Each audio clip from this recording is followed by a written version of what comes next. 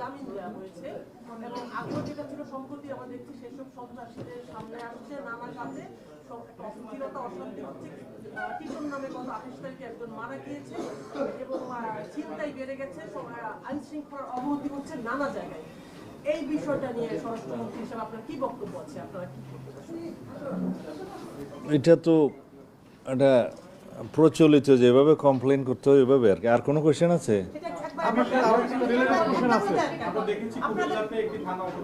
সব একসাথে না, ভুলে যাব না, ওইটা ঠিক আছে।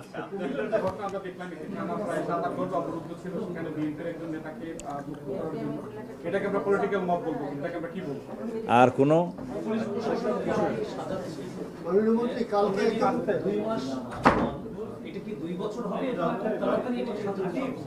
কোনটা পুলিশ প্রশাসন কি যেমন অনেক এসপিদেরকে ট্রান্সফার করছেন, তারপরে যেখানে যাদেরকে দরকার দিচ্ছেন, যাদেরকে এটা করতে আপনার প্রশ্নটা প্রশাসনিক বিষয়গুলোতে এটা রুটিন ফাংশন। স্বরাষ্ট্র মন্ত্রণালয়ের নিয়োগ, বদলি, ডিসিপ্লিনারি অ্যাকশন, রিটায়ারমেন্ট, এগুলো প্রশাসনিক একটা রুটিন ফাংশন স্বরাষ্ট্র মন্ত্রণালয়ের। এটা কোনো টাইম লিমিট নাই, এটা তো এভরিডে ওয়ার্ক। কিন্তু গতকালকে মাননীয় মন্ত্রী পুলিশের কয়েকজন কর্মকর্তাকে 25 বছর পূর্ণ হওয়ার কারণে বাধ্যতামূলক অবসরে পাঠানো হয়েছে। গত মাসের 22 তারিখেও যদি ভুল না করি প্রায় 11 জনকে অবসরে পাঠানো হয়েছে। Nothing new. আমি একটু জানতে চাচ্ছি, দু একজন পুলিশের কর্মকর্তাদের সাথে কথা হয়েছে, তারা যেটি বলছেন অন্যান্য সার্ভিস যদি 59 বছর হয় তাহলে পুলিশের ক্ষেত্রে পদ ফাঁকা করে প্রমোশন দেওয়া এই টেন্ডেন্সি কিনা সরকারের। আরেকটা বিষয় একটু সাপ্লিমেন্ট করতে চাই, আপনি নিজেও প্রশাসনের মানুষ ছিলেন, সিভিল সার্ভিসে ছিলেন, সেটা হচ্ছে যে পদ সৃজনের কোনো সুযোগ আছে কিনা পুলিশের ক্ষেত্রে, বা যাদেরকে আসলে বাধ্যতামূলক অবসরে পাঠানো হলো তাদের বিরুদ্ধে রাজনৈতিক কোনো এলিগেশন ছিল কিনা, কারণ এর আগের সরকার পুলিশকে নানা সময় ব্যবহার করেছে। দুটো প্রশ্ন। এতগুলো প্রশ্ন একসাথে আমি একটু জবাব দিইনি। মন্ত্রণালয়ের রুটিন ফাংশন যেগুলো, নিয়োগ, বদলি, প্রমোশন, রিটায়ারমেন্ট, এগুলো সবই আইনানুগভাবে করা হয়েছে এবং আইনানুগ প্রক্রিয়া, এবং এটা নতুন কোনো বিষয় নয়। আর পদ সৃজনের প্রয়োজন হলে মন্ত্রণালয় পদ সৃজন করতে পারে জনপ্রশাসন মন্ত্রণালয় এবং অর্থ মন্ত্রণালয়ের অনুমতি সাপেক্ষে, অনুমোদন সাপেক্ষে। সেটা যখন যেখানে প্রয়োজন হয় আমরা করি। আর অন্যান্য বিষয়গুলো খুবই স্বাভাবিক এবং রুটিন বিষয়। এগুলো ডিপার্টমেন্ট যাচাই বাছাই করে নির্ধারণ করে। যাদেরকে অবসর দেওয়া হয়েছে তাদের মধ্যে 2 জনকে 5 আগস্টের পরে পদোন্নতি এবং অপারেশনাল যারা মেট্রিকুলেশন কমিশনার ছিল তাদেরকে অবসর দেওয়া হয়েছে। অপরদিকে আরও অনেক কর্মকর্তা আছে যাদের মধ্যে সুনির্দিষ্ট অভিযোগ আছে, তারা বলা হচ্ছে এতে আপনার বাছাইটা যারা করে এটা কিভাবে করে? এটা মন্ত্রণালয়ের আভ্যন্তরীণ বিষয়, এগুলোর জন্য কমিটি আছে। আর যাদের বিরুদ্ধে অভিযোগ আছে, অভিযুক্ত অনেকের বিরুদ্ধেই আছে, এগুলো যাচাই বাছাই করা হয়। এগুলো সব কিছু যাতে ইনজাস্টিস না হয় সেভাবে দেখা হয়, বিধি মোতাবেকই দেখা হয়। আর কি প্রশ্নটা করছিলেন? আচ্ছা, এই যেটা এখন নিচ্ছি।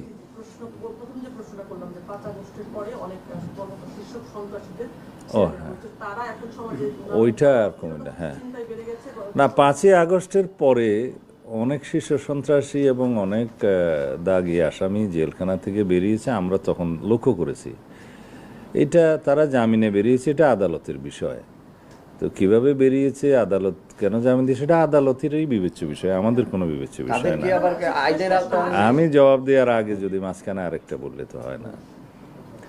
এখন তারা যেহেতু তারা স্বভাবগত অপরাধী বলে অনেকেই চিহ্নিত, তারা সমাজে বিশৃঙ্খলা সৃষ্টি করবে, অপরাধ সংগঠন করবে, এটা একটা মানে স্বাভাবিকভাবে আমরা ধারণা করতে পারি।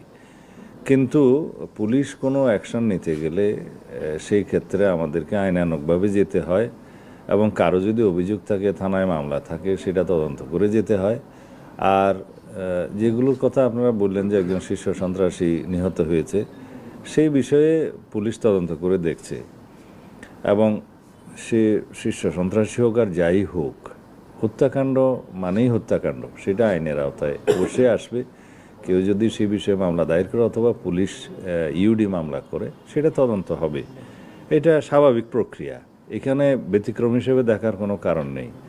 আর ইন্টারিম গভর্নমেন্টের সময় যেহেতু তত্ত্বাবধায়ক সরকার বা ইন্টারিম গভর্নমেন্ট, এটা নর্মালি নির্বাচন অনুষ্ঠানের জন্য করা হয়ে থাকে। তো যেহেতু দীর্ঘদিন যাবৎ ইন্টারিম গভর্নমেন্ট ছিল, যেহেতু তারা নির্বাচিত সরকার ছিলেন না, এবং সেই ক্ষেত্রে বিভিন্ন ডিপার্টমেন্টের অ্যাক্টিভিটিসগুলো তারা সেইভাবে হয়তো যাচাই বাছাই করে দেখতে পারেনি, হয়তো নিয়ন্ত্রণ সেইভাবে ছিল না, যার কারণে ল অ্যান্ড অর্ডার সিচুয়েশন হয়তো কিছুটা মানুষের আশা অনুরূপ হয়নি বা স্বাভাবিক ছিল না। এখন ইনশাআল্লাহ একটা পলিটিক্যাল গভর্নমেন্ট এস্টাবলিশড হয়েছে, একটা গণতান্ত্রিকভাবে সুষ্ঠু নির্বাচনের মধ্য দিয়ে, ট্রান্সপারেন্ট নির্বাচনের মধ্য দিয়ে আমাদের জনগণের ম্যান্ডেট আছে। তা আমরা আইনানুগভাবে একেবারে যথাযথ প্রক্রিয়ায় আমরা সব কিছু ব্যবস্থাপনার চেষ্টা করছি। এক্ষেত্রে পুলিশও ব্যতিক্রম নয়। আমরা আশা করি আপনাদের সহযোগিতায় এবং দেশবাসীর সকলের সহযোগিতায় আমরা একটা সার্টেন লেভেলে নিয়ে যেতে পারবো, যাতে জনমনে স্বস্তি থাকে এবং জনপ্রত্যাশা পূর্ণ হয়। তো যেহেতু আমরা উত্তরাধিকার সূত্রে এমন একটা ফ্রেজাইল অবস্থায় আমরা এই অর্গানাইজেশনগুলো পেয়েছি, এগুলোকে আবার রিঅর্গানাইজ করা, ডিসিপ্লিনে নিয়ে আসা, ইন অর্ডারে নিয়ে আসা একটু সময় সাপেক্ষ। আমার আজকে মিটিং নিয়ে একটা কোশ্চেন সুনির্দিষ্ট, যে রোহিঙ্গাদেরকে পাসপোর্ট দেওয়ার একটা সিদ্ধান্ত হয়েছে, 22,000 রোহিঙ্গাকে পাসপোর্ট দেওয়া হয়েছে। আর সেই বিষয়ে সমস্যা, আজকে কোনো মিটিং ছিল না। না, এটা নিয়ে তো পাসপোর্ট না, এই বিষয়টা আজকের কোনো আলোচ্য বিষয় ছিল না। আমাদের আজকের আলোচ্য বিষয় ছিল রোহিঙ্গা ক্যাম্পের ভিতরে আইনশৃঙ্খলা পরিস্থিতি নিয়ে কাজ করা, মাদকদ্রব্য, এই সমস্ত বিষয়ে আমাদের যে অপারেশন, এগুলো সমন্বিতভাবে পরিচালনা করা, এবং সারা দেশের মতো পরিস্থিতি কিন্তু কক্সবাজারের টেকনাফ উকিয়াতে না। ওখানে কিছু ব্যতিক্রমধর্মী বিষয় আছে। প্রায় 12-14 লক্ষ রোহিঙ্গা শরণার্থী ওখানে আছে। আমরা বলি যে মায়ানমার ন্যাশনালস যারা ডিসপ্লেসড হয়েছে আর কি, ফরেন ন্যাশনালস যারা ডিসপ্লেসড হয়েছে এসছে মায়ানমারের নাগরিক, তাদের ক্ষেত্রে বিস্তারিত ম্যানেজমেন্ট এবং ক্যাম্পের অভ্যন্তরে শৃঙ্খলা রাখা, তারপরে ফেন্সিংয়ের বিষয় আছে, মাদকদ্রব্য যে পাচারের ঘটনা বা যে চোরা কারবারি, এ সমস্ত বিষয় নিয়ে আমরা কিভাবে ব্যবস্থাপনা করতে পারি সমন্বিতভাবে সমস্ত ডিপার্টমেন্টগুলোকে নিয়ে, সরকারের ইন্টেলিজেন্স ডিপার্টমেন্টগুলো, আইনশৃঙ্খলা বাহিনীগুলো এবং প্রশাসন সবাই সমন্বিতভাবে যাতে এটা কার্যক্রম চালিয়ে যেতে পারে, সেই জন্য একটা সেল গঠন করা আছে। সেই সেলের অ্যাক্টিভিটিস নিয়ে আমরা আলোচনা করেছি, যাতে আমরা সুসমন্বিতভাবে ক্যাম্পের ভিতরে বাইরে ব্যবস্থাপনাগুলো করতে পারি। এই বিষয়গুলো আলোচনা হয়েছে, এগুলো এখানে সিদ্ধান্ত আকারে বলার মতো কিছু নেই।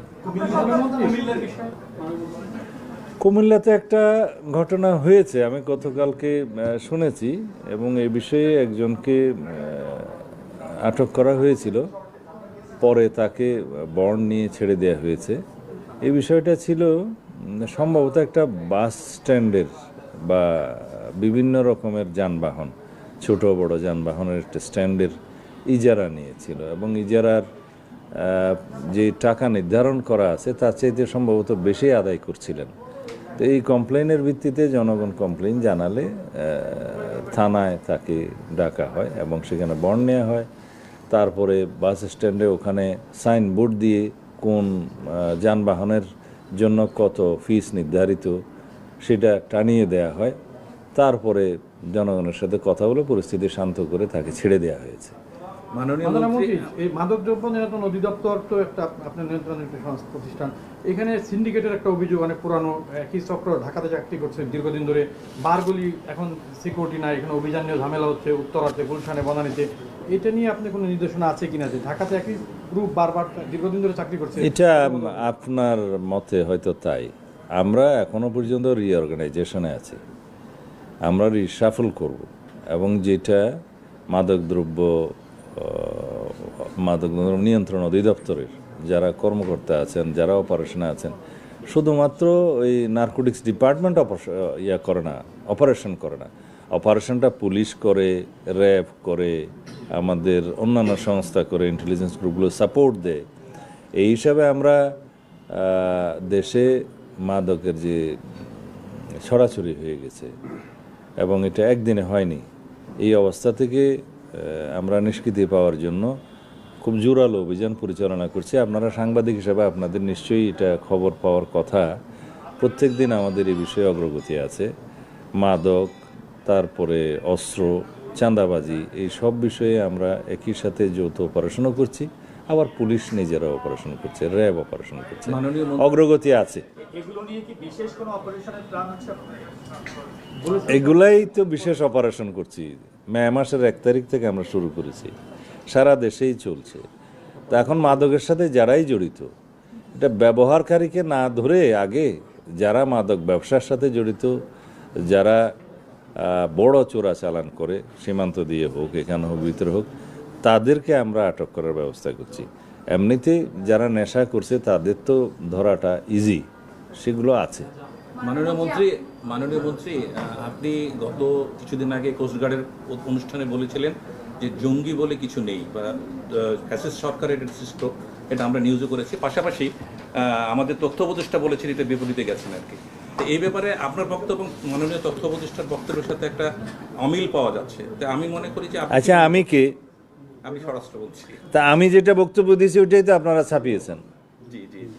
তো এখানে আর বাকিটা বলা দরকার। কথা বলেছেন আবার। সেটা উনি কিভাবে বলেছেন জানি না, হয়তো আপনাদের লেখার মধ্যেও মিস ইন্টারপ্রিট হয়ে যেতে পারে, কিন্তু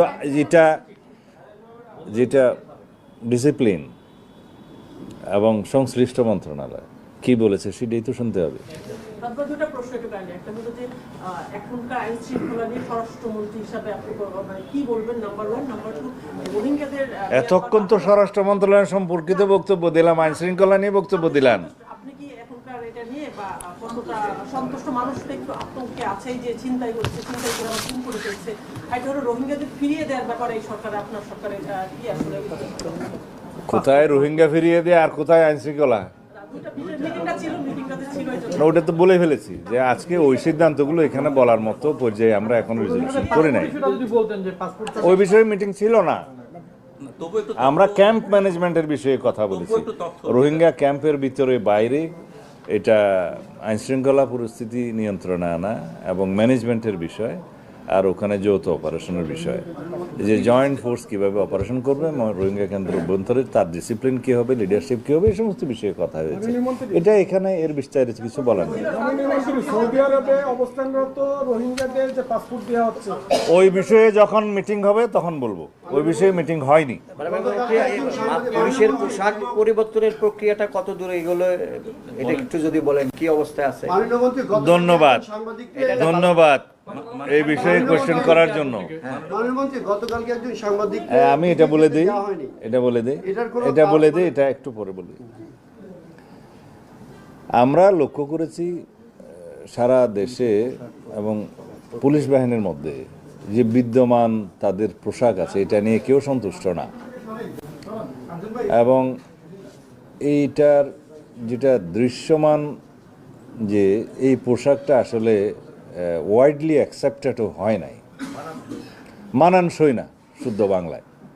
তো সেই জন্য পুলিশ বাহিনীর আবেদনের প্রেক্ষিতে আমরা বিষয়টা বিবেচনা করেছি যে এই ড্রেসটা কীভাবে হয়। তা আমরা একটা ঐতিহ্যবাহী ড্রেস যাতে দেয়া যায় তারও একটা অংশ বিবেচনা করেছি। আমরা আগের যে উপর মানে শার্ট, যেটা কি বলবো, উপরের অংশ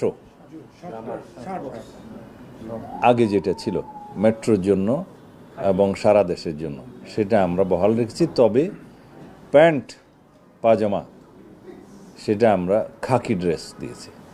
এই হিসাবে তাদের সাথে আলোচনা করে আমরা বিস্তারিত আলোচনা করে এটা একটা গ্রহণযোগ্য পোশাক হিসাবে দিয়েছি। সেটা তাদের পরিধান করতে আর কিছুদিন সময় লাগবে, কারণ এটা প্রস্তুতির বিষয় আছে, কাপড় প্রোডাকশনের বিষয় আছে, জামার বিষয় আছে। এটা এখনও আমরা অফিসিয়ালি ঘোষণা করিনি, তবে আমরা সিদ্ধান্ত দিয়েছি, আজকে ঘোষণা দিলাম। একজন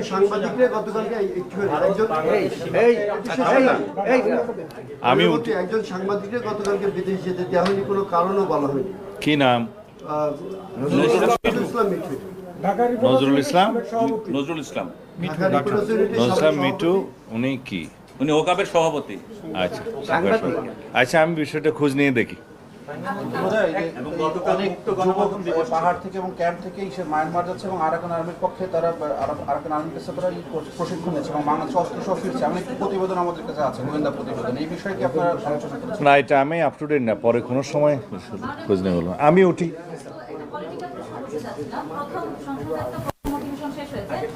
গতকাল বিরোধী দলীয় চিফ হুইপ বলেছেন, নাহিদ ইসলাম বলেছেন যে প্রথম অধিবেশন আসলে ব্যর্থ হয়েছে এবং সংস্কারের যে প্রস্তাবনা বা গণতন্ত্রের রায় বাস্তবায়ন না হলে তারা আবার রাজপথে যাবেন এবং বলেছে ৭২-এর সংবিধান আঁকড়ে ধরার মাধ্যমে আওয়ামী লীগকে ফিরিয়ে আনার পথ আপনারা প্রশস্ত করছেন, এরকম কিছু অভিযোগ সে করেছেন।